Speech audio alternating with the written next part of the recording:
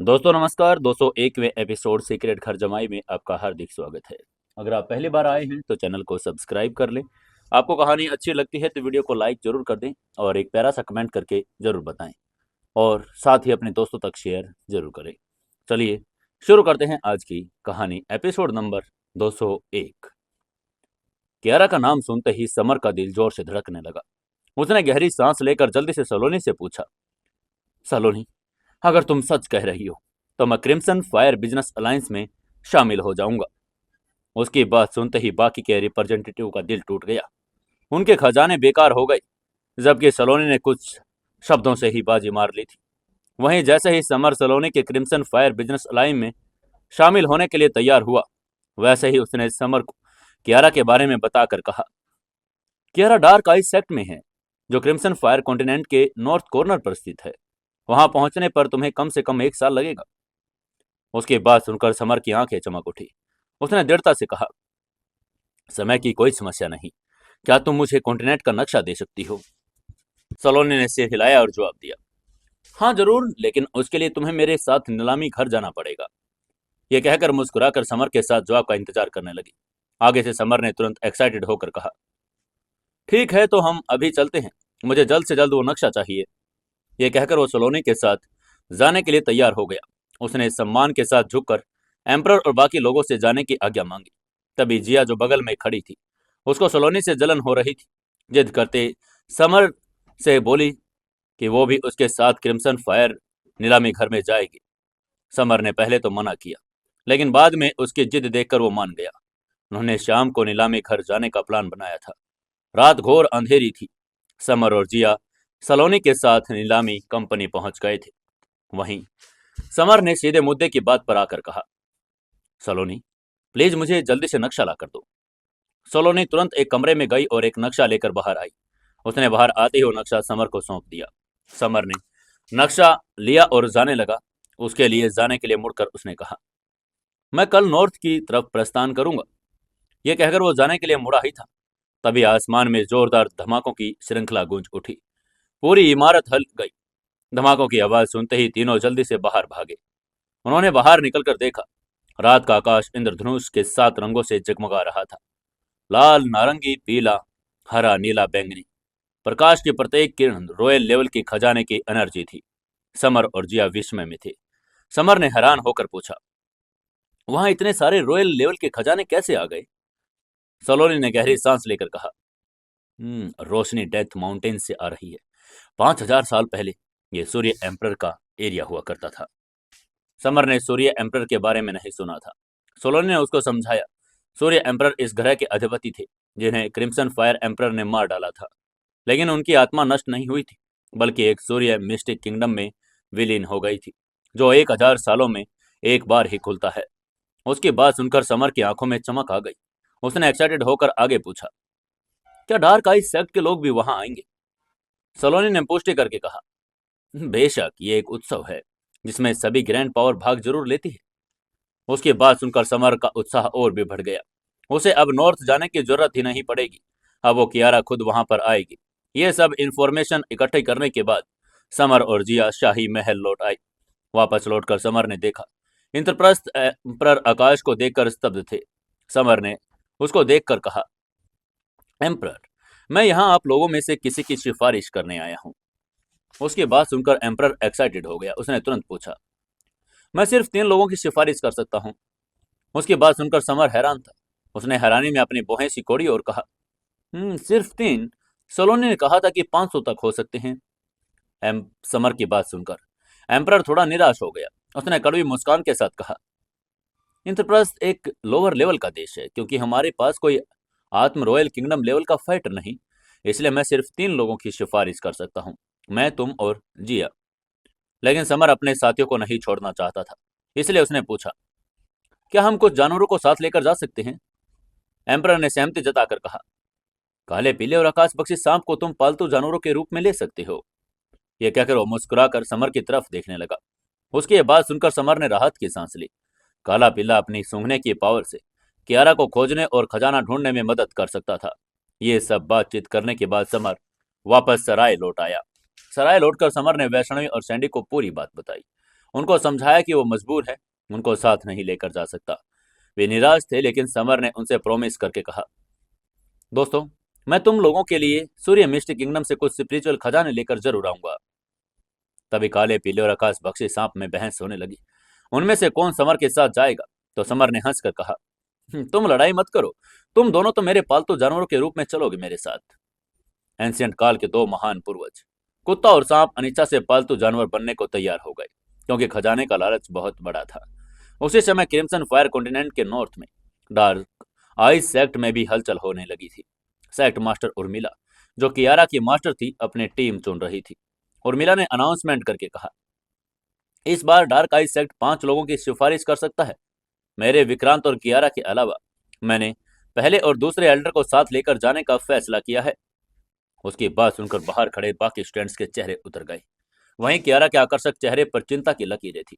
वो east sea dragon seat के अपने सहयोग प्रिंस और प्रिंसेस भाग्यशाली एल्डर हरीश चंद्र को अपने साथ लेकर जाना चाहती थी। वो घायल थे और उनकी उम्र बढ़ रही थी। मिस्टिक किंगडम के खजाने उनकी जान बचा सकते थे, लेकिन अब यह संभव नहीं लग रहा था।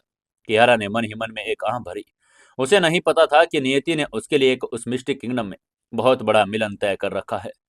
कियारा के मन में उसने कसम खाई कि अगर उसकी मुलाकात सूर्य मिस्टिक किंगडम में समर से हो गई तो वह उसे कुछ स्पिरिचुअल जड़ी बूटियां और खजाना ढूंढने के लिए कहेगी, जो लाइफ को बढ़ा सकेगा। डार्क आई सेक्ट के अलावा मिडल, हाई लेवल और सुपर राज्य भी इस अभियान के लिए कमर कस रहे थे। क्रिम्सन फायर कॉन्टिनेंट के 4 सबसे पावरफुल साम्राज्य, क्रिम्सन फायर, ब्लड सी, स्काई ब्रेकिंग और स्काई डैमन, जिनका शासन आत्म रॉयल किंगडम लेवल के 8वें स्टेज के फाइटरों के हाथ में था, वो भी अपनी सेनाएं भेज रहे थे। उन्होंने 500 लोगों को जाने की अनुमति मिल गई थी, जिससे उनका प्रभुत्व और भी स्ट्रॉन्ग हो गया। तेज हवाएं और उमड़ते बादल तक एक आसन तूफान का संकेत दे रहे थे।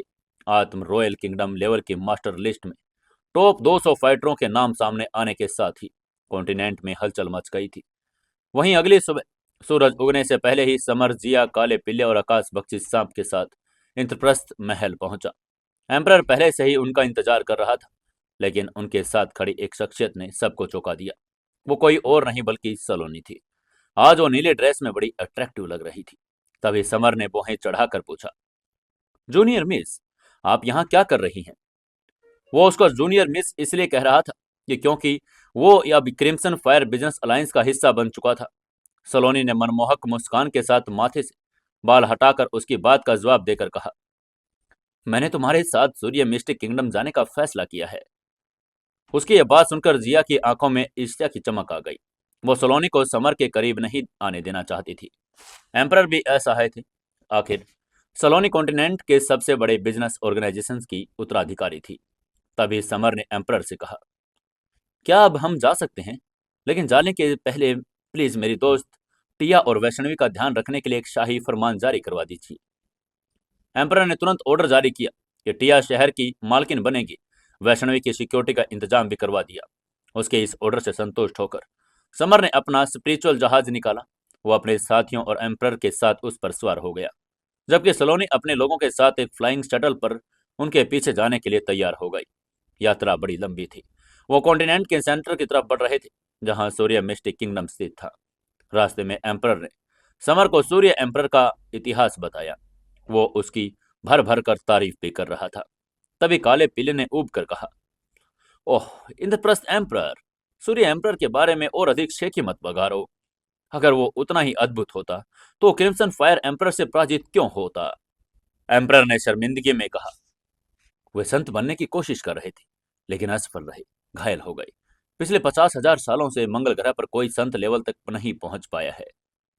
वहीं उसकी बातें जानकर समर के मन में सूर्य एम्परर के लिए सम्मान जाग गया। इसके बाद वे ऐसे ही आगे बढ़ते रहे। रात होने पर वो एक पहाड़ पर रुके। समर ने अलाव जलाया और बारबेक्यू बनाया। सलोनी उसकी खुशबू से खिंची चली आई। उसने मुस्कुराकर कहा, वाह कितनी अच्छी खुशबू है। वहीं समर ने उसका एक टुकड़ा उसको दे दिया और मुस्कुराकर कहा, और तुम भी डिनर करो, देखो ये कितना सॉफ्ट बना है। सभी ने पेट भरकर खाना खा लिया। समर की बहुत तारीफ की। खाने के बाद सब प्रैक्टिस करने लगे। वहीं समर आकाश में विजय तारा को देख रहा था। उसे अपनी पत्नी और माता पिता की याद आने लगी थी। तभी सलोनी उसके पास आई और मुस्कुराकर पूछा, तुम क्या सोच रही हो? समर ने बिना देखे कहा, मैं अपनी पत्नी के बारे में सोच रहा हूँ। उसकी बात सुनकर सलोनी खिलखिलाकर हंस पड़ी। समर, क्या तुम बात कर रहे हो? मुझे पता है कि तुम अभी अनमैरिड हो। यह कहकर वो मुस्कुराने लगी, लेकिन समर ने गंभीरता से कहा, मानो या ना मानो, मैं अपनी पत्नी कियारा के बारे में ही सोच रहा था। कियारा का नाम सुनते ही सलोनी हैरान रह गई। उसे यह तो पता था कि समर किसी कियारा नाम की लड़की को ढूंढ रहा है, लेकिन वो ये नहीं जानती थी कि वो समर की पत्नी है। तभी जिया, जो उनकी बातें सुन रही थी, वो भी जल रही थी, बीच में आ बैठी। उसने मीठी लेकिन चेतावनी भरी आवाज में पूछा, आप किस बारे में बात कर रहे थे? मुझे भी तो बता दो। इसी के साथ सलोनी और जिया के बीच शब्दों की मूक जंग छिड़ गई, जिसे देखकर समर अवाक था। ऐसे ही हंसी मजाक नोक झोंक भरे 6 महीने की लंबी यात्रा के बाद वो अंततः सूर्य स्पिरिचुअल नगरी पहुंच गए थे। ये शहर विशाल था, जिसकी दीवारें सूर्य मेट्रोइड से बनी थी और लाल चमक रही थी। समर ने जमीन पर पैर रखा तो पाया पत्थर हीरे से भी कठोर थे।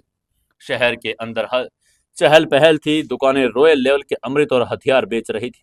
अचानक भीड़ को एक विशाल काली पत्थर शिला के पास जमा देखा। उस पर लिखा था शैतान लिस्ट। समर ने एक्साइटेड होकर लिस्ट को देखा, लेकिन जब उसकी नजर 108वें नंबर पर पड़ी तो वह दंग रह गया। वो उसका नाम लिखा था। समर ने बड़बड़ा कर कहा, धत तेरी की, मेरा नाम लिस्ट शैतान में क्यों है? मैं तो एक अच्छा इंसान हूँ। तभी उसकी यह बड़बड़ाहट सुनकर काला पिल्ला और सांप हंसने लगे, जिस पर समर ने उन्हें लात मारकर उड़ा दिया। तभी उन्होंने सुना कि भीड़ समर के बारे में बातें कर रही थी। भीड़ में से एक लड़के ने चिल्लाकर कहा, अरे, समर ने 40 लाख लोगों को मारा है और वो 108वें स्थान पर है। वो मेरा आइडियल है। आसपास के लोग समर को अपना आइडियल बनाने लगे थे। समर, जो खुद को न्यायप्रिय मानता था, वो सुनकर बेहोश होने को था। उसने सैलानी से पूछा, जूनियर मिस, क्या तुम मुझे शैतान लिस्ट के बारे में बता सकती हो? सोलोनी ने समझा कर कहा, ये पिछले 5000 सालों के टॉप 100 खलनायकों की सूची है। तुम्हारा इसमें 108वें स्थान पर होना आश्चर्यजनक है। उसकी बात सुनकर समर ने हल्के से सिर हिलाया और आगे पूछा, मैंने 4 मिलियन लोगों को मारा, फिर भी मेरी रैंक में सिर्फ 108वीं रैंक। फिर ये पहले नंबर वाले लोग कितने को मार चुके होंगे? सलोनी ने उसकी बात का जवाब देकर कहा, पहले नंबर पर ब्लड दानव एम्प्रर हैं। उसने अकेले ने ही 1 अरब आत्मसाधकों को मार डाला। उन्हें खाया गया है। उसकी बात सुनकर समर के रोंगटे खड़े हो गए। उसने सोचा कि वो क्रूर है, लेकिन असली राक्षसों के सामने वो कुछ भी नहीं था। दूसरे नंबर वाले भी 800 मिलियन साधकों के लोगों को मार चुका था। कुछ देर बाद समर ने सिर पटक कर सभी से कहा, अब लिस्ट पढ़ना बंद करो, चलो रात के लिए कुछ सराय ढूंढते हैं। शहर खचाखच भर गया था। बड़ी मुश्किल से उन्हें एक पीच ब्लॉसम सराय मिला। सराय की मालकिन एक 30 वर्षीय बहुत आकर्षक महिला थी। समर को देखते ही उसकी आंखें चमक आ गई। वो अपनी कमर लचकाकर आगे बढ़ी और मुस्कुराकर बोली, हाय हैंडसम, क्या आपको कमरा चाहिए? तभी जिया ने आगे बढ़कर उसका रास्ता रोककर कहा, समर से दूर हट जाइए, मुझसे बात कीजिए। क्या आपके पास हमारे लिए कमरे हैं? सराय की मालकिन ने जिया को ठंडे निगाहों से देखकर कहा, मेरे पास इस सुंदर लड़के के लिए कमरा है, लेकिन तुम्हारे लिए कमरा नहीं है। यह कहकर वो जिया को ठंडी निगाहों से घूरने लगी। वहीं उसकी बात सुनकर जिया का गुस्सा फूट पड़ा। उसने अपनी नीली एनर्जी से एक किरण महिला पर छोड़ी। आगे से सराय की मालकिन ने सिर्फ एक सांस छोड़ी, जिया का हमला बिखर गया। जिया को पीछे हटना पड़ा। यह देखकर समर की पुतलियां सिकुड़ गई। यह महिला साधारण नहीं थी। उसने जिया के हमले को बिना हाथ हिलाए रोक दिया था। वो जिया का अपमान आहत हो गया था। वो एक अमर साधना तकनीक की प्रैक्टिस करती थी। उसने दोबारा हमला किया, इस बार अपनी आंखों से चांदी की रोशनी की एक किरण छोड़ दी। आगे से सराय की मालकिन ने हाथ हिलाया, एक सफेद प्रोटेक्शन कवच बना दिया। टक्कर जोरदार थी। जिया का हमला इतना पावरफुल था कि इस बार सराय की मालकिन को एक कदम पीछे हटने पर मजबूर होना पड़ा। सराय के लॉबी में तनाव का माहौल आ गया। समर जानता था कि सूर्य स्पिरिचुअल नगरी में छिपे हुए ड्रैगन और टाइगर हर जगह मौजूद है। वहीं सराय की मालकिन की आंखों में थोड़ी हैरानी झलक रही थी। उसने मुस्कुराकर कहा, अमेजिंग, तुम्हारी पावरफुल साधना तकनीक ने मुझे एकदम पीछे हटने पर मजबूर कर दिया। जिया सन रह गई। उसकी अमर साधना तकनीक घातक थी, फिर वो एक कदम पीछे हटा पाई थी। तभी उन दोनों की फाइट को देखकर समर ने कंफ्यूजन में तुरंत डार्क नाइट एम्प्रर से संपर्क किया और टेलीपैथी से पूछा, सीनियर, यह महिला किस लेवल पर है? एम्प्रर ने कहा, छोटे, ये सुप्रीम लेवल की नहीं बल्कि आत्म रॉयल किंगडम लेवल की मास्टर है। यह अंतर तुम्हारी समझ से परे है। उसकी बात सुनकर समर तंग रह गया। एक सराय की मालकिन और इतनी पावरफुल। वो जानता था कि आत्म रॉयल किंगडम लेवल के मास्टर डायमेंशंस को कंट्रोल कर सकते हैं। उस महिला को असली ताकत के बारे में जानकर समर ने तुरंत जिया को रोका। समर ने जिया का हाथ थाम कर कहा, अब और हमला मत करो, तुम इनका मुकाबला नहीं कर सकती। जिया ने विरोध करना चाहा, लेकिन समर की आंखों में गंभीरता देखकर वो मान गई। समर ने उसे आश्वस्त करके कहा, चिंता मत करो, मैं तुम्हारे मेरे साथ रहने का कोई ना कोई रास्ता ढूंढ निकालूंगा। जिया को ये कहते देखकर समर ने मालकिन की तरफ मुड़कर कहा, आज हम सब यहीं रुकना चाहते हैं। उसकी ये बात सुनकर सराय की मालकिन ने खिलखिलाकर हंसकर कहा, हैंडसम, तुम्हारी नजरें तेज हैं, लेकिन मैं तुम्हारी गर्लफ्रेंड को तब तक नहीं रहने दूंगी तब तक तुम मेरे एक हमले को रोक नहीं लेते। उसकी बात सुनकर समर ने तुरंत तैयार होकर कहा, ठीक है, मैं भी अपनी पावर देखना चाहता हूँ। उसकी सहमति पाते ही मालकिन आगे बढ़ी। तभी समर ने अपनी स्ट्रैंगल हेल फिस्ट तैयार की, लेकिन तभी उसने महसूस किया कि हमले में कोई किलिंग इंटेंट नहीं। महिला ने थप्पड़ मारने की बजाय अपनी बर्फ जैसी हथेली से समर का गाल छू लिया। उसकी आंखों में शरारत थी और वो हंसकर बोली, मैं तुम्हारे साथ सिर्फ मजाक कर रही थी। उसकी यह हरकत देखकर समर अवाक रह गया। वहीं जिया और सलोनी गुस्से से जल भुन गई थी। काले पीले ने पास आकर फुसफुसा कर कहा, समर, एक औरत ने तुम्हारा फायदा उठाया। ये एक अच्छा बदला है। ये कहकर वो पेट पकड़कर जोर जोर से हंसने लगा। वहीं समर उसकी बात सुनकर क्रोधित हो गया। उसने गुस्से में पिल्ले को एक लात मारकर 12 मीटर दूर उड़ा दिया। तभी बाहर से एक क्रूर हंसी सुनाई दी। किसी ने जोर से हंसकर कहा, हा, पीच ब्लॉसम शी शैतान, तुम फिर से लोगों को चिढ़ा रही हो। इसके साथ दर्जन भयानक दिखने वाले लोग अंदर आ गए। उनके हाथों में इंसानी सिर और हथियार का खून था। ये शैतानी लिस्ट के कुख्यात अपराधी थे। सोलोनी ने तुरंत पहचान कर समर को उनके बारे में बताकर कहा, तो ये सराय की मालकिन पीच ब्लॉसम शी शैतान हैं, शैतान लिस्ट के 50वें स्थान के शैतान। उसकी बात सुनते ही सराय समर ने मालकिन को हैरानी से देखा। इतनी खूबसूरत महिला और इतना भयानक नाम। लेकिन उसने महसूस किया कि अब उनके लिए वहां रुकना खतरे से खाली नहीं है। उसने अपने साथियों को वहां से निकलने का इशारा करके कहा, हमें तुरंत यहां से निकल जाना चाहिए। लेकिन जैसे वो सराय से मुड़कर मालकिन ने समर का हाथ पकड़ लिया। मुस्कुराकर बोली, प्यारे लड़के, मुझे लगता है कि तुम्हारे लिए यहाँ रुकना बेहतर होगा। इस दृश्य देखकर नए शैतानों में से एक, जिसके चेहरे पर गहरा निशान था, स्कारफेस शैतान, रैंक 107 का शैतान, उसने अपनी विशाल तलवार निकाली और चिल्लाकर बोला, तुम कौन हो? अभी के अभी यहां से दफा हो जाओ, वरना मैं तुम्हें काट डालूंगा। वही समर का हाथ अभी भी सराय के मालकिन ने पकड़ रखा था, लेकिन उसने परवाह किए बिना अपनी गोल्डन फिस्ट से स्कारफेस के हमले को रोक दिया। एक धमाके के साथ स्कारफेस की तलवार की एनर्जी बिखर गई। ये देखकर स्कारफेस हैरान रह गया। उसने घमंडी मुस्कान के साथ कहा, बुरा नहीं है दोस्त, अब मेरी असली ताकत देखो। ये कहकर वो हवा में उछला और अपनी राक्षसी तलवार से एक घातक वार किया। समर ने अपने गोल्डन दाव बीज और हेल फिस्ट का संयोजन किया, जिससे टकराकर सुप्रीम लेवल के 9वें स्टेज की तलवार ताश के पत्तों की तरह टूट गई। स्कारफेस खून की उल्टी करके दूर जा गिरा। समर ने तिरस्कार से कहा, ओह कचरे के टुकड़े, तेरी हिम्मत कैसे हुई मुझे चैलेंज करने की? आसपास की भीड़ ये सब देखकर हैरान थी। उनमें से एक लड़के ने हैरान होकर कहा, अरे, उसने 107 के शैतान को एक पंच में हरा दिया। ये इतना ताकतवर युवक कौन है? तभी किसी ने समर को पहचान लिया और बोला, अरे ये तो समर है, 108 का शैतान। वहीं लोगों की ये बात सुनकर सराय की मालकिन की आंखों में चमक आ गई। उसने मुस्कुराकर समर की तरफ देखा और उसकी तारीफ करके कहा, प्यारे लड़के, तुम बहुत पावरफुल हो, प्लीज अब से तुम मेरी रक्षा करना। उसकी बात सुनकर समर ने आंखें घुमाई और हैरान होकर कहा, आप आत्महन एंड किंगडम लेवल के हाफ स्टेज पर हैं, आपको मेरी सुरक्षा की क्या जरूरत? तब एक विशालकाय आदमी, आयरन हैमर शैतान, आगे आया। वो स्कारफेस का दोस्त था, गुरुत्वाकर्षण तकनीक में माहिर था। उसने समर को जमीन पर दबाने की कोशिश करके चिल्लाकर कहा, गुरुत्वाकर्षण स्पिरिचुअल हैमर, और अपनी तकनीक को एक्टिवेट कर दिया।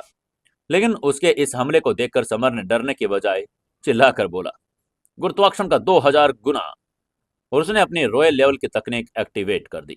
उसी समय आयरन हैमर शैतान, जो गुरुत्वाकर्षण का मास्टर था, एक अदृश्य पर्वत के नीचे दबकर जमीन पर चिपक गया। तभी समर ने उसे एक लात मारकर बेहोश कर दिया। उसकी छाती पर समर के जूते का निशान छप गया था। तभी अपने दो टॉप शैतान भाइयों की हार देखकर बाकी दर्जनों शैतान एक साथ समर पर टूट पड़े। उन सभी ऐसे एक साथ अपनी तरफ आता देखकर समर ने तुरंत रिएक्ट किया, चिल्लाकर बोला, पवन एलिमेंट के पंख। इसी के साथ समर एक नीले बवंडर में बदल गया और भीड़ के बीच बिजली की स्पीड से घूमा। उसकी मुट्ठियां और फायर सुप्रीम तलवार एक साथ चली। कुछ ही पलों में दर्जनों शैतान खून से लथपथ होकर जमीन पर पड़े थे। पूरे सराय में सन्नाटा छा गया। समर ने अकेले ही शैतान लिस्ट के कई दिग्गजों को धूल चटा दी थी। वहीं उन सभी को हराने के बाद समर ने अपनी धूल झाड़ी और ठंडे स्वर में कहा, तुम जैसे निकम्मे लोग मेरे सामने इतना घमंड कैसे कर सकते हो? अगली बार तमीज से पेश आना। तब इस सराय की मालकिन ने मुस्कुराकर कहा, उन शैतानों को जिंदा छोड़ने के लिए तुम्हारा धन्यवाद। ये कहकर वो समर की आंखों में देखने लगी, लेकिन समर कुछ नहीं बोला। उसने साबित कर दिया कि वो भले ही लिस्ट में 108वें नंबर पर हो, लेकिन उसकी पावर इन बड़े शैतानों से बहुत ज्यादा है। लेकिन तब इस सराय की मालकिन पीच ब्लॉसम शी शैतान ने समर और उसके साथियों का रास्ता रोक लिया। उसने रहस्यमय मुस्कान के साथ कहा, मैंने अभी अभी कहा है कि तुम लोग इस सराय में ठहर सकते हो, इसलिए अब तुम ऐसे नहीं जा सकते, वरना मुझे शर्मिंदगी उठानी पड़ेगी। उसकी बात सुनकर समर अवाक रह गया, लेकिन इससे पहले कि वो कुछ कहता, इंद्रप्रस्थ एम्परर ने तोड़कर आगे आकर कहा, समर, पूरे शहर के सराय बुक हो चुके हैं, अभी एकमात्र जगह अवेलेबल यही है। उसकी बात सुनकर समर भी इसी सराय में रहने के लिए मजबूर हो गया। उसने मजबूरी में 4 कमरे बुक किए। सराय के मालिक ने समर को विशेष रूप से 9वीं मंजिल का सबसे आलीशान वीआईपी कमरा दिया, जिसकी दीवारें सफेद क्रिस्टल और फर्श कीमती जेड से बने थे। जिया समर के साथ रहना चाहती थी, लेकिन सलोनी उसे खींच ले गई। दोनों एक दूसरे पर नजर रखना चाहती थी। सभी के जाने के बाद समर काले पिल्ले को अपने साथ कमरे में ले गया और उसने पिल्ले को ऑर्डर देकर कहा, पिल्ले, अपनी नाक से काम लो और सुनकर बताओ तुम कियारा को ढूंढ सकते हो क्या? पिल्ले ने कोशिश की, लेकिन उसके हाथ निराशा लगी। पिल्ले ने अपनी नाक से काम तो लिया, लेकिन उसे कुछ मिला नहीं। तभी उसने निराश होकर कहा, 1500 किलोमीटर की दूरी में कियारा जैसी कोई गंध नहीं आ रही, शायद वो अभी तक यहाँ नहीं आई है। समर ने गहरी सांस ली, चुपचाप ध्यान लगाने बैठ गया। वहीं पिल्ला और सांप बोर होकर बाहर चले गए। आधी रात को एक काली परछाई समर के कमरे में आई। समर ने पहचान लिया, इस सराय की मालकिन थी। समर ने सोने का नाटक किया। वो देखना चाहता कि ये औरत करना क्या चाहती है। तभी मालकिन ने फुसफुसा कर कहा, देखते हैं तुम्हारे पास क्या रहस्य है, पीच ब्लॉसम ड्रीमलैंड। और वो उसने अपना एक्टिवेट तकनीक कर दिया। तभी अचानक कमरा आड़ू के फूलों और सुगंधित हवा से भर गया। इसी के साथ समर की आत्मा एक सुंदर बगीचे में खिंच गई। वहां एक मंडप के नीचे कियारा बैठी थी। कियारा को देखते ही समर भावुक हो गया। मेरी प्यारी पत्नी, क्या सच में ये तुम हो? आगे से कियारा ने मुस्कुराकर पूछा, बेशक, क्या तुम्हारे पास कोई गुप्त खजाना है? तुम इतनी जल्दी साधना कैसे कर सकते हो? उसकी बात सुनकर समर की भौहें तन गई। असली कियारा कभी उसकी साधना के बारे में नहीं पूछती। उसने समझ लिया कि एक जाल है, लेकिन आगे से उसने भी खेल खेलने का फैसला करके कहा, हनी, मुझे गले लगा लो। ये कहकर वो नकली कियारा की तरफ बढ़ा और उसे चूमने की कोशिश करने लगा, लेकिन नकली कियारा घबराकर पीछे हट गई। तभी फूलों के बीच से एक सफेद बालों वाला डरावना युवक निकला। उसने ताना मारकर कहा, ब्यूटीफुल शैतान औरत, समर ने तुम्हारे सपनों की दुनिया की खामियों को भांप लिया है।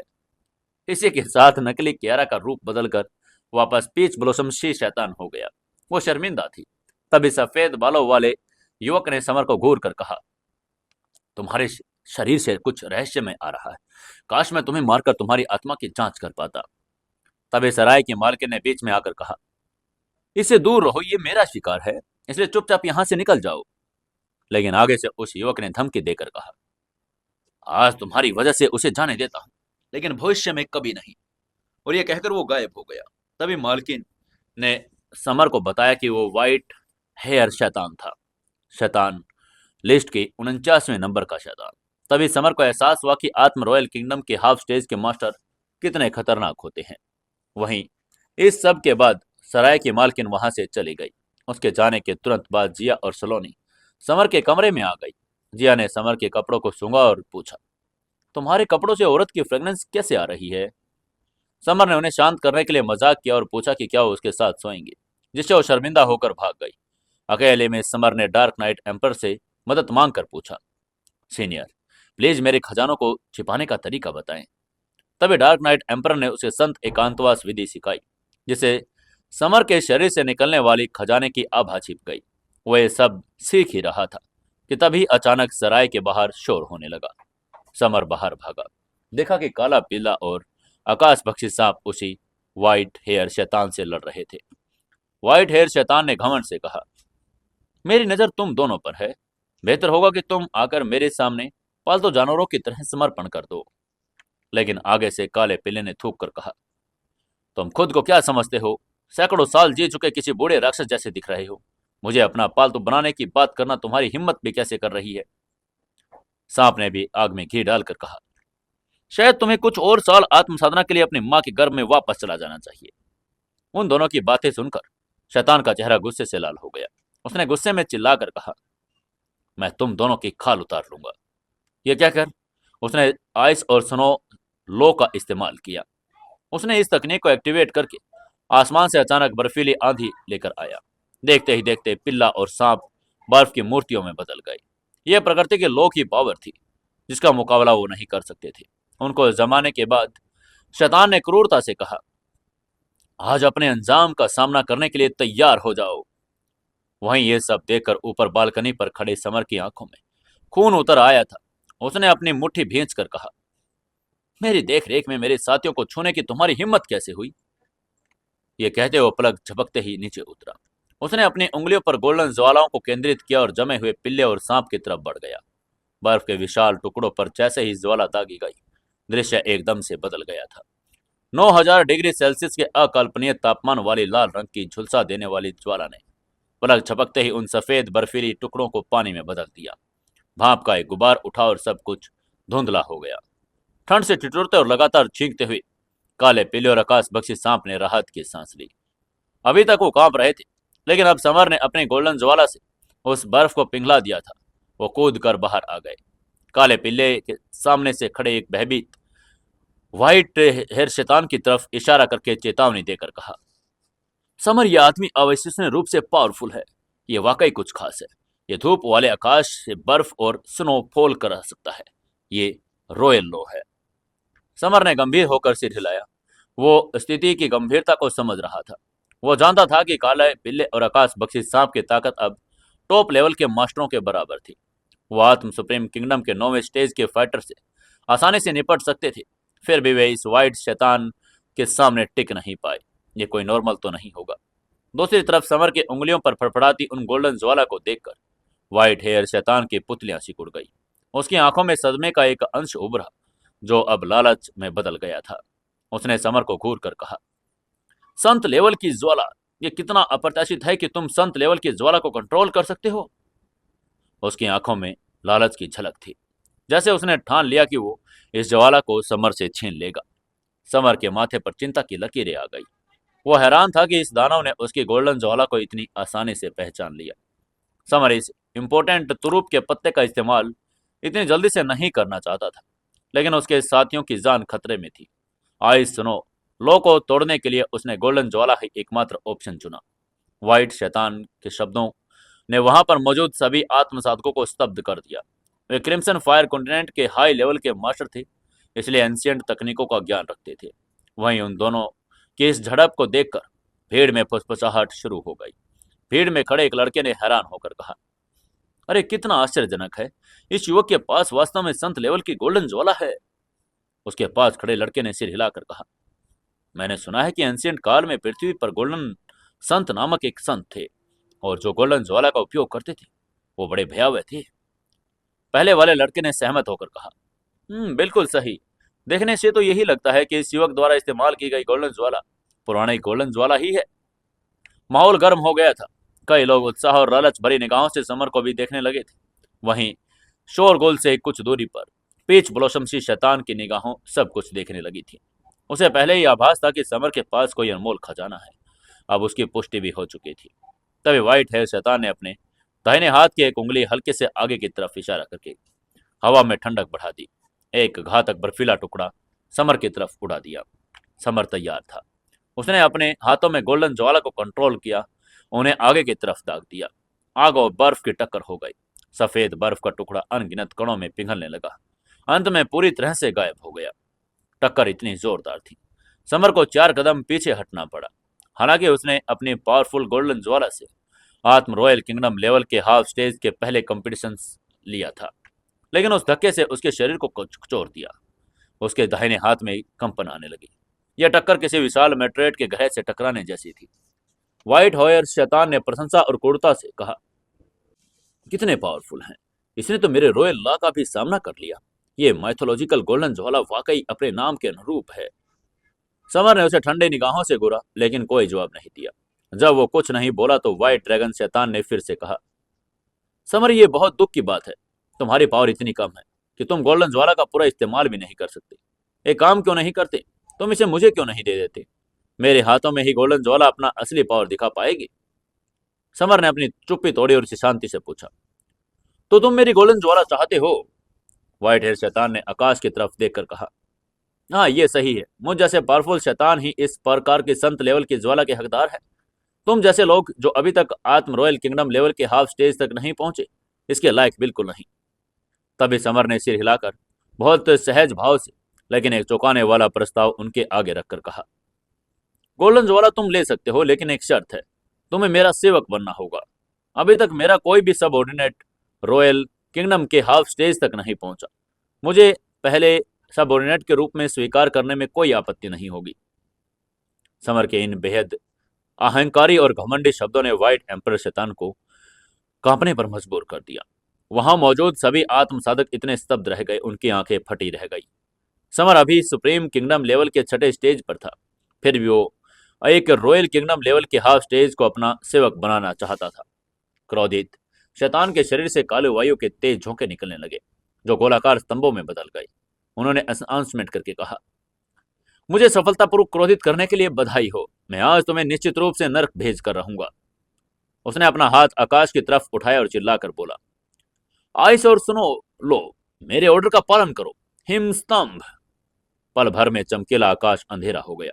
एक विशाल हिम स्तंभ का निर्माण हुआ। यह स्तंभ नुकीला और घातक था, जिस पर व्यवस्था के ताबीजों के शिलालेख चमक रहे थे। तभी शैतान ने उंगली उठाई। वो एक विशाल नुकीला हिमखंड सीधे समर के दिल की तरफ बढ़ गया। तभी समर ने चिल्लाकर कहा, गोल्डन ज्वाला। बिना किसी झिझक के समर ने तीसरी बार अपनी गोल्डन ज्वाला का इस्तेमाल किया। 9000 डिग्री की प्रचंड आग ने बर्फ के टुकड़े को पिघला तो दिया, लेकिन इसकी कीमत समर को चुकानी पड़ी।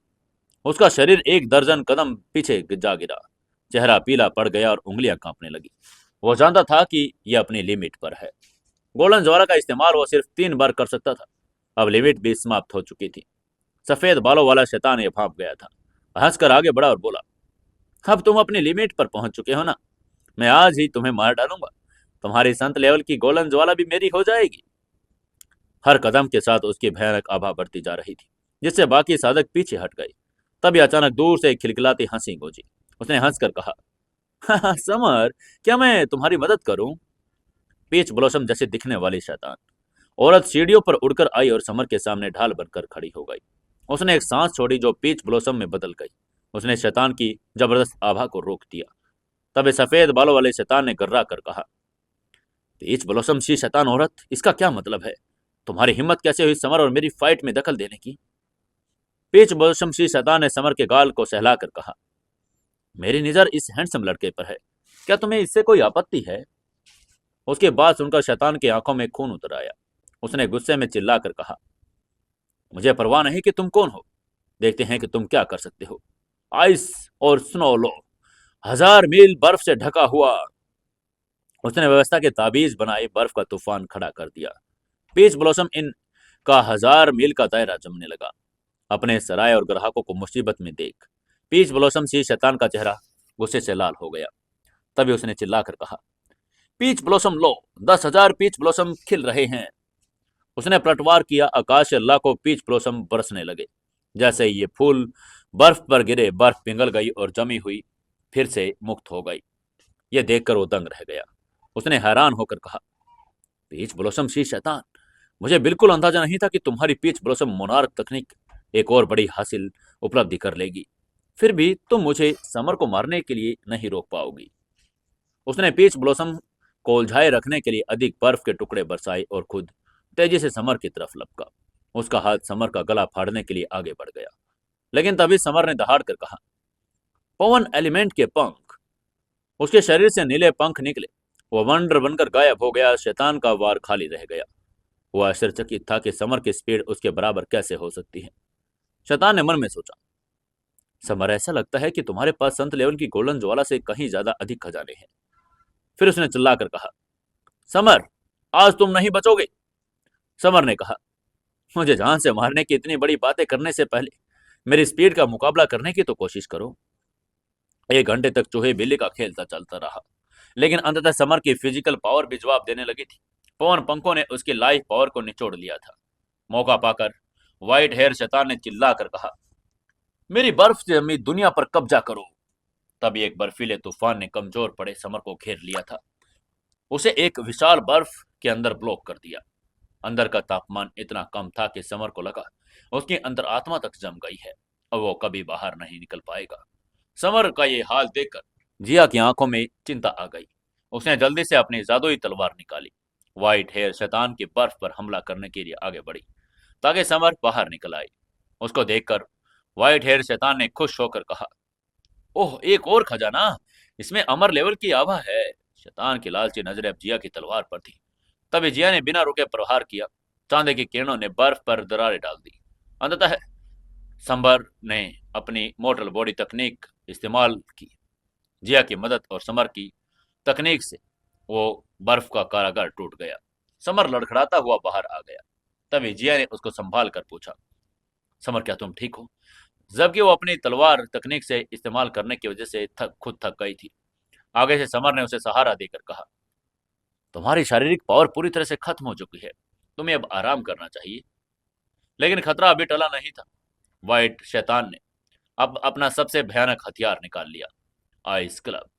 यह आइस स्नो रॉयल क्लब था और एक रॉयल लेवल के पहले स्टेज का स्पिरिचुअल खजाना। इसके निकलते ही स्पेस चीरा गया और एक काला छेद बन गया। वहीं उसको देखते ही भीड़ हैरानी से चिल्ला उठी। किसी ने कहा, वाह, ये तो आइस स्नो रॉयल क्लब है। भीड़ में खड़े एक और लड़के ने हैरान होकर कहा, व्हाइट हेयर शैतान ने समर को मारने के लिए आइस स्नो रॉयल क्लब निकाल लिया। अब ये कुछ अनुचित है। इस हथियार की रेपुटेशन ही काफी थी किसी को भी डराने के लिए।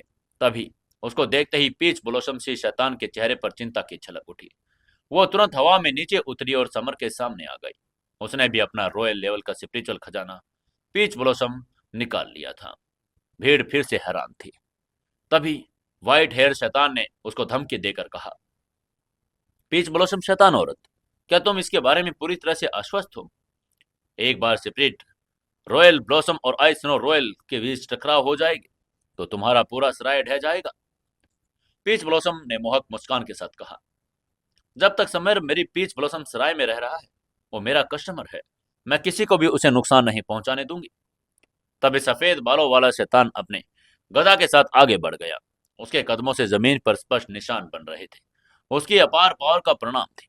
समर ये देख रहा था कि समझ भी रहा था कि बिना पीच ब्लॉसम की मदद के वो कब का मर चुका होता।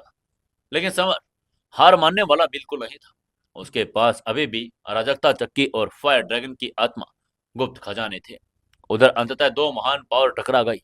व्हाइट शैतान ने आइस रॉयल क्लब लहरा दिया और पीच ब्लॉसम सी शैतान ने अपनी स्पिरिट पीच रॉयल ब्लॉसम को उसके साथ लड़वा दिया। पलक झपकते ही उनके आसपास का स्थान चकनाचूर हो गया।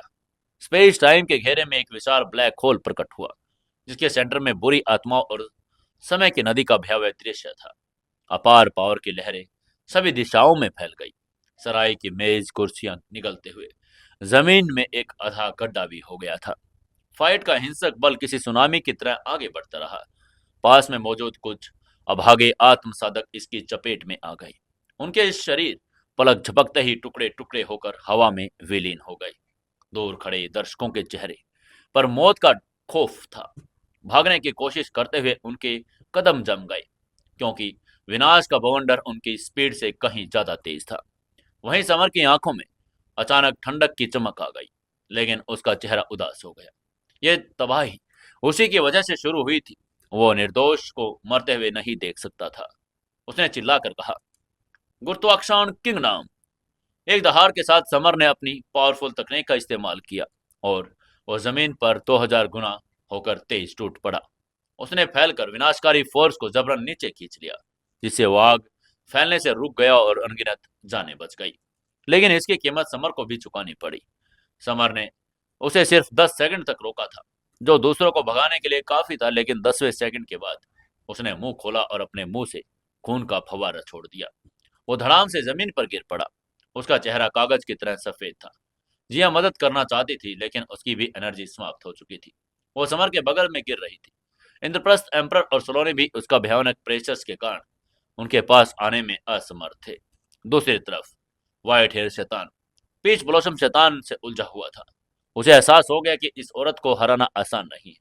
उसकी ताकत उनके बराबर थी। तभी उसकी नजर भीड़ में एक परिचित चेहरे पर पड़ी। उसने उस इंसान को टेलीपैथी से कहा, समर के पास पावरफुल संत लेवल की गोल्डन ज्वाला है। अगर हम हासिल कर ले तो यह हमारे लिए मददगार साबित होगी। मैं पीच ब्लॉसम से शैतान से लड़ूंगा, तुम जाकर उससे वो छीन लो। उसकी बात सुनकर भीड़ में से एक बूढ़ा आदमी बाहर आया। उसके बाल बर्फ के जैसे सफेद थे। वो हिमनंद देश का किंग था। युद्ध की परवाह किए बिना वो इत्मीनान से टहलते हुए घायल समर के पास पहुंचा। उसके ऊपर यमराज की तरह मंडराने लगा। उसने समर की धमकी देकर कहा, छोटे, अपनी गोल्डन ज्वाला मुझे सौंप दो, मैं तुम्हारी जान बख्श दूंगा, या कम से कम तुम्हें एक साबुत और शव के रूप में छोड़ दूंगा, वरना टुकड़े टुकड़े होने के लिए तैयार हो जाओ।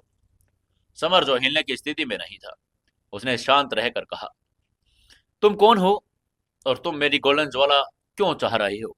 कम से कम अपनी पहचान तो बता दो। बूढ़े ने गरिमा पर अहंकार के साथ कहा, खैर, मुझे तुम्हें ये बताने में कोई हर्ज नहीं कि मैं हिमनद देश का किंग हूँ। इंद्रप्रस्थ एम्परर ने दूर से चिल्लाकर चेतावनी दी, ग्लेशियर देश के सभी निम्न स्तरीय देशों में सबसे पावरफुल है। इसका राजा अर्धचरणीय आत्महवन एम्परर किंगडम लेवल का उस्ताद है। उसकी बात सुनकर समर का दिल बैठ गया। वो जानता था कि अपनी वर्तमान स्थिति में वो चींटी के समान है। जब तक वो अपनी अराजकता चक्की का इस्तेमाल नहीं करेगा, जब तक उसके बचने का कोई रास्ता नहीं। तभी उस किंग ने समर की लाचारी का आनंद उठा लिया। उसने अपना हाथ बढ़ाया और एक विशाल हिमखंड बनाया, जो एक टंकी के जितना बड़ा था। वो समर को कुचलने के लिए नीचे आने लगा, लेकिन तभी अचानक एक गगनभेदी ध्वनि ने सन्नाटे को चीर दिया। वो अदृश्य हमला सीधे हिमखंड से टकरा गया और उसे सफेद रोशनी की चिंगारियों में बदल दिया। ये देखकर हिमनद देश का किंग क्रोधित हो गया। उसने गुस्से से चिल्लाकर कहा, कौन है? सामने आओ। तुम्हारी हिम्मत कैसे हुई मेरे रास्ते में आने की? आगे से खांसने की आवाज आई। फिर भूरे रंग के कपड़े पहने, बांस की टोपी लगाए एक एल्डर व्यक्ति भीड़ से बाहर आए। वो एक दुर्लभ पत्ते के रुमाल के मुंह पर खून पोंछ रहे थे। उसको देखते ही किंग ने ठंडे स्वर में पूछा, तुम कौन हो? क्या तुम्हें जीने की अब चिंता नहीं?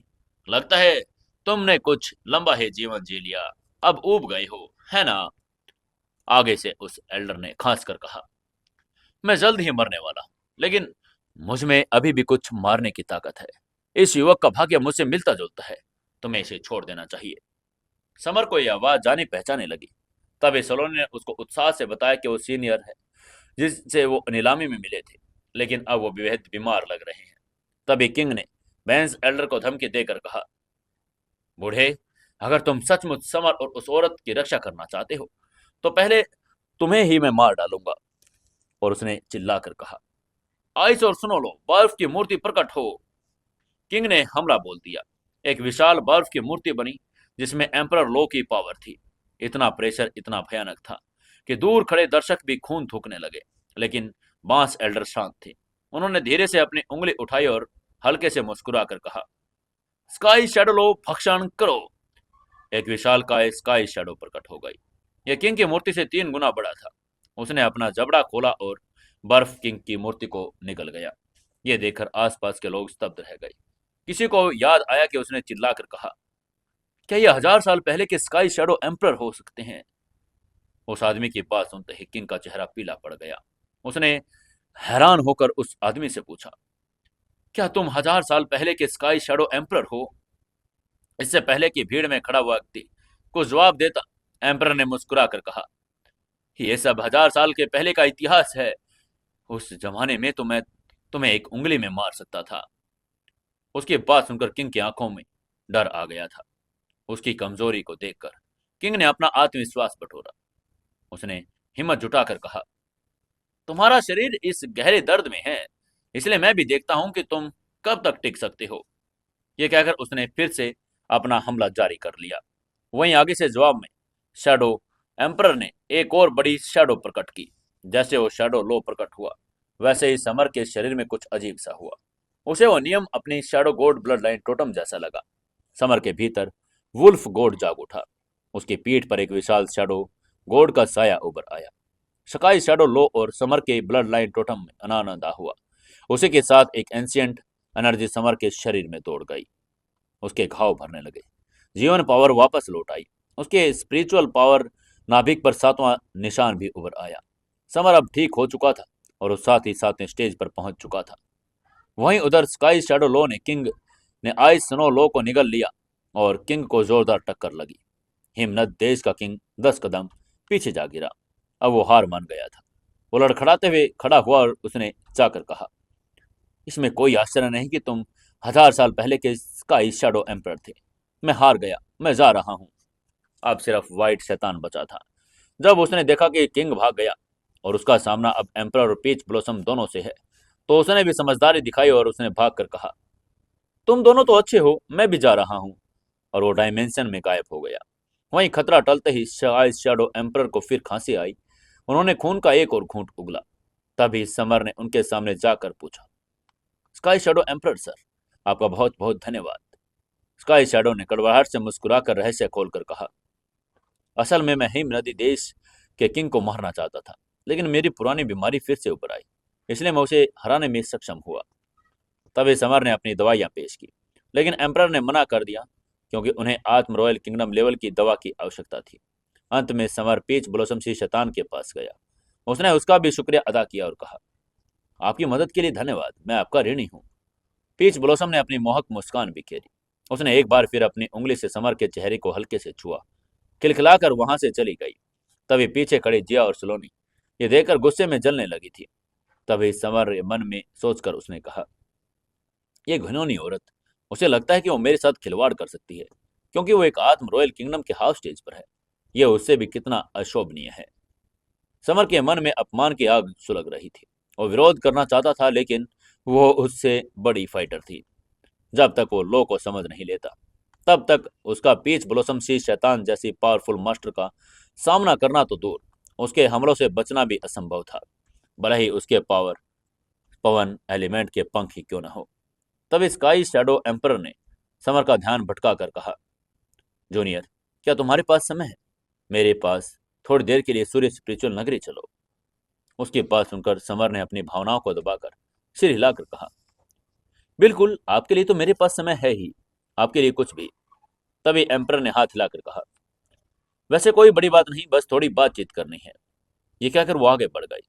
समर, जिया, सलोनी, काला पीला आकाश बख्शी सांप उनके पीछे हो लिए। सूर्य स्पिरिचुअल नगरी इस समय भव्यता का प्रतीक थी। ये सूर्य एम्परर की राजधानी थी, लेकिन 5000 साल पहले हुए भीषण युद्ध ने इसके 9वें-10वें हिस्से को नष्ट कर दिया। फिर भी जो बचा है वो आज लाखों की आबादी वाला एक विशाल महानगर था। समर भीड़ भाड़ वाली सड़कों पर चलते हुए असहज महसूस कर रहा था। उसे चारों तरफ से बहुत ज्यादा पावरफुल आवाएं महसूस हो रही थी। उसने तुरंत डार्क नाइट एम्परर की संत लेवल एकांत तकनीक का इस्तेमाल करके अपनी एनर्जी और खजानों को छिपा लिया। वो नहीं चाहता था कि कोई भी वहां पर आए और उसकी तरफ अट्रैक्ट हो जाए। इसके बाद उसने चलकर स्काई शैडो एम्परर से पूछा, सीनियर, सूर्य मिस्टिक किंगडम खुलने में कितना समय लगेगा? हमें यहाँ कितने दिन रुकना होगा? स्काई शैडो एम्परर ने क्षितिज की तरफ देखकर कहा, जल्दी मत करो, धैर्य रखो, जब समय होगा वो खुल जाएगा। एम्परर का चेहरा कुछ पीला लग रहा था। समर ने और प्रश्न नहीं किए। तभी आगे भीड़ का शोर सुनाई दिया। हजारों लोग एक विशाल पत्थर के चारों तरफ जमा थे। वो रॉयल लेवल रैंकिंग बोर्ड था। तभी भीड़ में खड़े एक लड़के ने अपने साथियों से कहा, आओ देखें, नई लिस्ट आई है। आगे से पास खड़े लड़के ने कहा, अरे crimson fire emperor first position पर है, वो मंगल ग्रह के शासक हैं। उसे पहले वाले लड़के ने सिर हिलाकर कहा, रक्तदानो महारानी दूसरे स्थान पर, क्रिम्सन फायर एम्परर भी उसे मार नहीं सकता। भीड़ की बातें सुनकर स्काई शैडो एम्परर भी एक्साइटेड हो गई। उन्होंने मुस्कुराकर कहा, इतनी जल्दी अनाउंसमेंट, चलो हम भी अपना रैंक देख लेते हैं। समर भी उनके पीछे गया। 10 फीट ऊंचे और 5 फीट चौड़े उस चांदी के बोर्ड पर टॉप 200 आत्म रॉयल किंगडम के फाइटरों के नाम थे। समर को टॉप 10, 50, यहाँ तक कि 100 में स्काई शैडो एम्पर का नाम नहीं मिला। अंततः उसको स्काई शैडो एम्पर का नाम 180वें स्थान पर मिला। ये देखकर समर चौंक गया। एक समय में महान एम्परर अब इतने नीचे। ये उनकी चोटों का रिजल्ट था। तभी एम्परर ने हताश होकर कहा, अगर 180वें स्थान से ऊपर वाले लोग सूर्य मिस्टिक किंगडम में गए तो हमारे लिए क्या बचेगा? स्काई शैडो एम्परर ने आश्वस्त करके कहा, चिंता मत करो, टॉप 10 फाइटर प्रवेश नहीं करेंगे। उनके लिए वहां कोई खास आकर्षण नहीं। वो नहीं चाहता था कि यंग जनरेशन बिना कोशिश किए ही हार मान जाए। लेकिन समर की चिंता कम हुई। उसने चिंतित स्वर में कहा, सीनियर, टॉप 10 न सही, लेकिन उसके बाद वाले, वो भी तो हमसे कहीं अधिक पावरफुल है। उसकी बात सुनकर एम्पर ने हल्के से मुस्कुरा कर कहा, अच्छा सवाल है। हाँ, वे आ सकते हैं, लेकिन सूर्य मिस्टिक किंगडम विशाल है, एक अलग दुनिया की तरह। शायद तुम्हारा उनसे सामना ही ना हो। तुम्हारा लक्ष्य वहां जाकर रॉयल लेवल के अमृत प्राप्त करना, अपनी रैंक बढ़ाना होना है। उसकी बात सुनकर समर ने सिर हिलाया। उसका लक्ष्य स्पष्ट था, पावर प्राप्त करना, ताकि उसे किसी से डरना न पड़े। तभी समर ने काले पिल्ले से पूछा, पिल्ले, क्या तुम सुनकर पता लगा सकते कियारा कहाँ है? तभी पिल्ले ने कहा, यहाँ भी मुझे कुछ खास पता नहीं चल रहा कि कियारा कहाँ है। यही हाल पायल और छोटी सिमू का था। काले पिल्ले को भी उनकी कोई गंध नहीं मिली। समर निराश था, लेकिन जिया और एम्परर ने उसे समझाया कि डार्क आइस सेक्ट बहुत दूर है। तभी अचानक गड़गड़ाहट की ऐसी ध्वनि गूंजी जिससे आकाश और पृथ्वी कांप उठे थे। दूर पहाड़ों से लाल रोशनी के दो विशाल स्तंभ निकले। आकाश में दो सूर्य प्रकट हो गए। उनको देखते ही लोगों ने चिल्लाकर कहा, दो सूर्य, ये क्या है? वहीं स्काई शैडो एम्परर का शरीर भी उनको देखते ही उत्तेजना से कांपने लगा। उसने समर को अपने पास बुलाकर कहा, छोटे, ये संकेत है, सूर्य मिस्टिक किंगडम खुलने वाला है। चलो हम जल्दी से चलते हैं। वहीं शहर में भी भगदड़ मच गई। जो लोग अभी तक आराम कर रहे थे वो पागलों की तरह पहाड़ की तरफ उड़ने चले। स्काई शैडो एम्परर ने एक सफेद कटोरा निकाला। यह एक रॉयल लेवल का स्पिरिचुअल खजाना था। विशाल कटोरा हो गया और समर और उसके साथी को लेकर बिजली की गति से सूर्य पर्वत की तरफ उठ चला। सूर्य पर्वत के पास हजारों आत्म साधकों का जमावड़ा था। सबसे आगे 4 सुप्रीम पावर खड़ी थी, क्रिम्सन फायर एम्परर, ब्लड सी एम्परर, स्काई ब्रेकिंग एम्परर और अंडरवर्ल्ड एम्परर। उनसे निकलने वाली आभा इतनी भयानक थी, समर को लगा कि वो दब जाएगा। विशेष रूप से क्रिम्सन फायर एम्परर के ग्रुप को देखकर समर का खून खोल उठा। उसके पास मौजूद चित्र से पुष्टि हो गई कि वो व्यक्ति है जिसने पायल और उसकी बेटी को किडनैप किया था। तभी काले पिल्ले ने पुष्टि कर कहा, पायल और नन्ही सिमू को इसी ने पकड़ा था, ये हमारा दुश्मन है। तभी क्रिम्सन फायर के बगल में खड़ी एक युवती जो एम्परर की प्रिंसेस थी, उसने समर की नजरों को भांप लिया। वो बड़ी खूबसूरत थी, लेकिन उतनी ही क्रूर। वो उड़कर समर के ऊपर आई और अपनी आभा से ऊपर प्रेशर डालकर बोली, तुम्हारी आंखों में ये किस तरह का भाव है? क्या तुम मरना चाहते हो? उसका रॉयल लो इतना प्रबल था, समर हिल भी नहीं पाया। वो तीसरे स्टेज की फाइटर थी। समर जानता था कि उसने अपने काले सफेद चक्की के पत्थर का इस्तेमाल किया तो सभी एम्परर उसे मारने के लिए टूट पड़ेंगे। उसके पास सिर्फ एक रास्ता था, अपमान का घूंट पीना। समर ने अपनी मुट्ठियां इतनी जोर से खींची, खून बहने लगा, लेकिन चेहरे पर मुस्कान ले आया। उसने नाटक करके कहा, तुमने गलत समझा, मेरा कोई किलिंग इंटेंट नहीं। तुम बहुत पावरफुल हो और मैं बस तुम्हारी तारीफ कर रहा था। उसकी आवाज में इतना नकली स्नेह था कि आसपास के लोग दंग रह गए। प्रिंसेस भी थोड़ी शर्मा गई, लेकिन उसका अहंकार बरकरार रहा। उसने अहंकार से अपनी नाक सिकोड़ कर कहा, मुझे उस प्रशंसा भरी नजर से मत देखो, तुम एक चींटी के समान हो, मुझ जैसी दिव्य कन्या के लायक बिल्कुल नहीं। ये कहकर वो गर्व से वापस चली गई। जैसे ही उसके रोए ला का प्रेशर हटा, जिया ने समर का खून से सना हाथ थाम लिया। चिंता भरे स्वर में कहा, समर, जल्दबाजी मत करो। समर ने ठंडी मुस्कान के साथ कहा, चिंता मत करो, अंदर जाकर आत्म रॉयल किंगडम लेवल प्राप्त करने के बाद मैं इस अपमान का बदला लेने के लिए जरूर इसके सामने जाऊंगा। तभी ब्लड सी एम्परर की तरफ देखकर वो हैरान रह गया। उसकी नेता ब्लड सी क्वीन सिर्फ 20 वर्ष की दिख दे रही थी, फिर भी वो आत्म रॉयल किंगडम के 7वें स्टेज पर पहुंच चुकी थी। तभी समर ने उसकी तरफ इशारा करके स्काई शैडो एम्परर से पूछा, सीनियर, क्या ये इतनी कम उम्र में पावरफुल हो गई? स्काई शैडो एम्परर ने उसके बारे में समर को बताकर कहा, ये ब्लड सी एम्परर की बहन है। इसने आत्म युद्ध तकनीक की प्रैक्टिस की। ये दिखती 20 की है, लेकिन इसकी उम्र सैकड़ों वर्ष है। समर को राहत मिली कि यह कोई दैवीय चमत्कार नहीं था, बल्कि एक तकनीक थी। उसने मन ही मन में सोचा कि वह तकनीक उसे अपने प्रियजनों को हासिल करवानी होगी। उसके बगल में स्काई ब्रेकिंग एम्परर भी खड़ा था, जिसका शरीर लोहे जैसा कठोर था, जो अपने आसपास के डायमेंशंस को फाड़ रहा था। अंत में अंडरवर्ल्ड एम्परर, जो काले चोगे से ढका था और जिसमें मौत की ठंडक निकल रही थी। टॉप 4 एम्परर के अलावा वहां 10 अन्य एम्परर भी थे। White elephant, golden share, black tiger और अन्य। यह स्पष्ट था कि सूर्य मिस्टिक किंगडम के अंदर का मुकाबला भयंकर और खूनी होने वाला था। समर ने अपनी निगाहें पर्वत की चोटी पर जमे 2 सूर्य पर गड़ा दी। असली परीक्षा अब शुरू होने वाली थी। मिडिल लेवल के 30 एम्पररों के पीछे 56 लोअर लेवल के एम्परर भी कतार में खड़े थे। समर ने अपनी आंखों के सामने फैले सैकड़ों एम्परर के इस विशाल समुद्र को देखा तो वह आश्चर्यचकित रह गया। इन एम्पररों के शरीर से निकलने वाली आभा समर और एम्परर की तुलना से कहीं अधिक भयावह थी। समर को आभास हो रहा था कि इस बार उसका सामना जिन विरोधियों से होगा वो साधारण नहीं है। एक छोटी सी लापरवाही और मौत निश्चित थी। भीड़ में सिर्फ एम्परर नहीं, बल्कि तलवार emperor sect, blade emperor sect, शैतान एम्परर सेक्ट जैसी महापावर भी मौजूद थी।